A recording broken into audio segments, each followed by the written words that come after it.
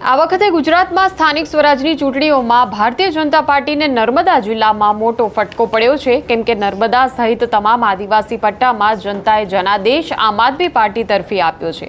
ત્યારે ભાજપમાં આખા આદિવાસી પટ્ટામાં જે રીતે હાર થઈ એ હારના કારણોની ચર્ચા કરવા માટે એક બેઠક યોજાઈ હતી અને સાંસદ મનસુખ વસાવાએ ભારતીય જનતા પાર્ટીના જિલ્લા પ્રમુખ નીલ રાવ સહિતના નેતાઓ પર વ્યક્તિગત આક્ષેપ કર્યા હતા અને હવે આ આક્ષેપોનો આમ આદમી પાર્ટીના નર્મદા જિલ્લા પ્રમુખ નિરંજન વસાવાએ જવાબ આપ્યો છે। તેના વિશેની વાત કરીશું આ વિડીયોમાં। નમસ્કાર, નિર્ભય ન્યૂઝમાં આપની સાથે હું મયુરી। ફક્ત નર્મદા જ નહીં પરંતુ દાહોદ, છોટાઉદેપુર, ક્વાંટ, નસવાડી જેવા તમામ જે વિસ્તારો છે એ તમામ વિસ્તારોમાં આ વખતે સ્થાનિક સ્વરાજની ચૂંટણીના પરિણામોમાં જનતાએ આમ આદમી પાર્ટીના નેતાઓને જીતાડ્યા છે, ખૂબ જ બધા વોટ આપીને, અને આ જે જીત મળી છે એ ભારતીય જનતા પાર્ટીને ક્યાંક ખટકી રહી છે। ત્યારે સાંસદ મનસુખ વસાવાએ હારનું મંથન કરવા માટે જે એક બેઠક યોજાઈ હતી એ બેઠકમાં આ વિસ્તારોમાં ભાજપના જ નેતાઓની નિષ્ક્રિયતા જે છે તેને જવાબદાર ઠેરવી હતી અને કહ્યું હતું કે નર્મદામાં ભાજપ જે રીતે હારી ગયું તેની પાછળ નીલ રાવ જેવા નેતાઓ ક્યાંક જવાબદાર છે। ભાજપના સ્થાનિક નેતાઓએ આમ આદમી પાર્ટીને ચૂંટણીના સમયે મદદ કરી છે। આ પ્રકારના આક્ષેપો જ્યારે તેમણે કર્યા ત્યારે નિરંજન વસાવાએ પણ તેમને એક જવાબ આપ્યો છે। ત્યારે પહેલા જોઈએ કે નિરંજન વસાવાએ આ મામલે શું કહ્યું। નમસ્કાર મિત્રો, નર્મદા જિલ્લાની જે જનતાએ અમને લાખો મતો આપી અને તાલુકા પંચાયત અને જિલ્લા પંચાયતમાં જીતાડ્યા છે એ બદલ તમામ જનતાનો અમે ખૂબ ખૂબ આભાર વ્યક્ત કરીએ છીએ। અને સાથે સાથે આજે સમગ્ર ગુજરાતમાં અને ખાસ કરીને નર્મદા જિલ્લામાં અને જે ડેડિયાપાડા છે ત્યાં ગાડી આજે ધારાસભ્યો, સાંસદ સભ્યો, મંત્રીઓ, મિનિસ્ટરો, ડેપ્યુટી સીએમ, ગુજરાતના મુખ્યમંત્રી, પ્રદેશના અધ્યક્ષ અને દેશના વડાપ્રધાનશ્રીએ પણ ડેડિયાપાડા આવવું પડ્યું, નર્મદામાં આવવું પડ્યું અને અલગ અલગ પ્રોજેક્ટો, અલગ અલગ યોજનાઓના કરોડો રૂપિયા એમણે જાહેરાત કરી, પણ તેમ છતાં પણ આજે નર્મદા જિલ્લાની જનતા જાગી ગઈ અને એમણે આ ભારતીય જનતા પાર્ટીને જાકારો આપ્યો છે। છેલ્લા 35 વર્ષથી ભારતીય જનતા પાર્ટીનું શાસન છે, પણ તેમ છતાં પણ આજે નર્મદા ડેમના જે વિસ્થાપિતો છે, આજે જે કેનાલો બનાવી, આજે પણ આ કેનાલનું પાણી નર્મદાના લોકોને નથી મળતું। જે વિસ્થાપિતો થયેલા છે એ વિસ્થાપિતોને યોગ્ય ન્યાય નથી મળતો। આજે સ્ટેચ્યુ ઓફ યુનિટી બનાવ્યા બાદ આજે ત્યાં અલગ અલગ પ્રોજેક્ટો બનાવવામાં આવ્યા, સ્થાનિક લોકોને રોજગારી નથી મળતી। આજે ત્યાંના જે લોકોએ જમીનો ગુમાવી છે એમને યોગ્ય વળતર આપવામાં નથી આવ્યું। આરોગ્યમાં આજે પૂરતા ડોક્ટરો નથી, પૂરતા સાધનો નથી, સબવાહિનીની સુવિધાઓ નથી।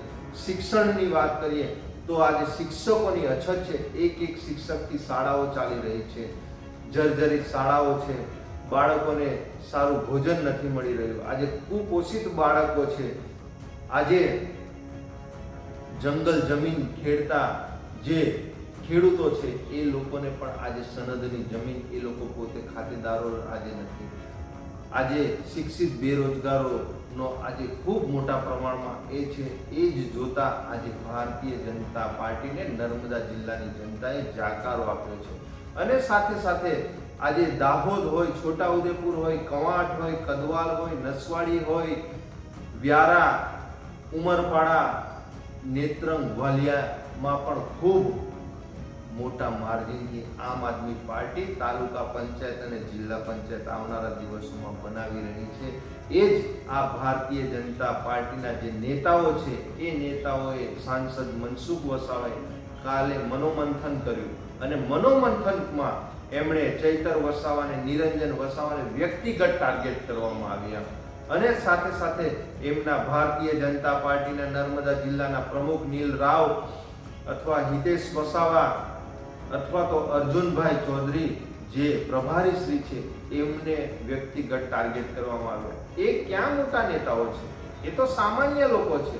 મોટા નેતા તો તમે છો, તમે છેલ્લા 6-7 ટર્મથી સાંસદ છો। ખરેખર જો આ હારનો જે આ ટોપલો છે એ તમારા માથે ફોડવાની જગ્યાએ આજે તમે આ નાના લોકો પર આજે એ ઠીકરા ફોડી રહ્યા છો, એ ખૂબ જ શરમજનક બાબત છે। તમે જો પ્રજાના જો સારા કામો કર્યા હોત, જો વિકાસલક્ષી કામો કર્યા હોત, જો પ્રજાના નાના મોટા પ્રશ્નો ઉઠાવ્યા હોત તો આજે પ્રજા તમારી સાથે હોત। પણ પ્રજા પણ જાણી ગયેલી છે ભારતીય જનતા પાર્ટીને ભારતીય જનતા પાર્ટીમાં બેઠેલા નેતાઓને અને સાંસદ મનસુખ વસાવાને. એ માટે આજે સમગ્ર વિસ્તારમાં આજે ભારતીય જનતા પાર્ટીનો આજે સફાયો થયો છે. એ જ બતાવી રહી છે કે હવે આ ગુજરાતની જનતા, આ નર્મદાની જનતા, આ સમગ્ર વિસ્તારની જનતા એ જાગી ગઈ છે અને અમારી પર અમારે કોઈ જૂથવાદમાં કે કોઈ વ્યક્તિગત અમારે કોઈ ટાર્ગેટ કોઈને અમે કરતા નથી.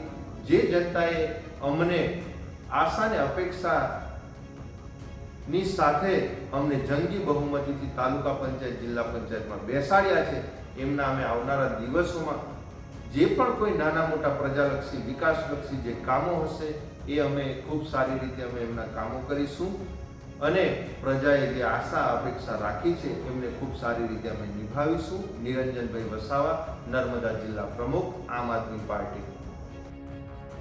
સ્થાનિક સ્વરાજની ચૂંટણીમાં આ વખતે ભલે મોટાભાગની જે મહાનગરપાલિકા અને શહેરી વિસ્તારની જે બેઠકો છે એ ભારતીય જનતા પાર્ટીના ફાળે ગઈ હોય, પરંતુ સૌરાષ્ટ્રના અમુક ગ્રામ્ય વિસ્તારો અને સાથે જ જે આદિવાસી પટ્ટો છે, આદિવાસી વિસ્તારની જે જનતા છે તેણે અભૂતપૂર્વ વિશ્વાસ આમ આદમી પાર્ટીના નેતાઓ પર બતાવ્યો છે અને આખો જે જનાદેશ છે આદિવાસી જનતાએ આમ આદમી પાર્ટીને આપ્યો છે અને તેને જ લઈને ક્યાંક ભારતીય જનતા પાર્ટીને એક મોટો ફટકો છે તેવું લાગી રહ્યું છે. કેમ કે હવે 2027ની જે ચૂંટણી છે એ ચૂંટણીમાં પણ જો આયોજન કરવું હશે કે મજબૂત કયા હવે નેતાને ચૈતર વસાવા જેવા નેતા સામે મેદાનમાં ઉતારવા, ત્યારે આ બધા આયોજનની સામે હવે મનસુખ વસાવા જે રીતે આક્ષેપો કરી રહ્યા છે કે સ્થાનિક ભારતીય જનતા પાર્ટીની નેતાગીરી જે છે તે જ નિષ્ક્રિય છે. જો એ નેતાગીરી સક્રિય હોત, જો એ નેતાઓએ આમ આદમી પાર્ટીને મદદ કરી ન હોત તો આ પ્રકારનું પરિણામ ન આવ્યું હોત. આ પ્રકારના તેમના જ્યારે આક્ષેપો થયા છે ત્યારે સ્થાનિક જે જનતા જે છે તે આમ આદમી પાર્ટીના તરફી હજુ પણ ઝુકાવ ધરાવે છે, તે આ ચૂંટણીના પરિણામો પરથી સાબિત થયું છે. ત્યારે આ મામલે તમારું શું કહેવું છે તે કમેન્ટ સેક્શનમાં અમને જણાવશો અને આ પ્રકારના વિડીયો માટે જોતા રહો નિર્ભય ન્યૂઝ. અમારી ચેનલને લાઇક, શેર અને સબસ્ક્રાઇબ કરવાનું ભૂલશો નહીં. નમસ્કાર.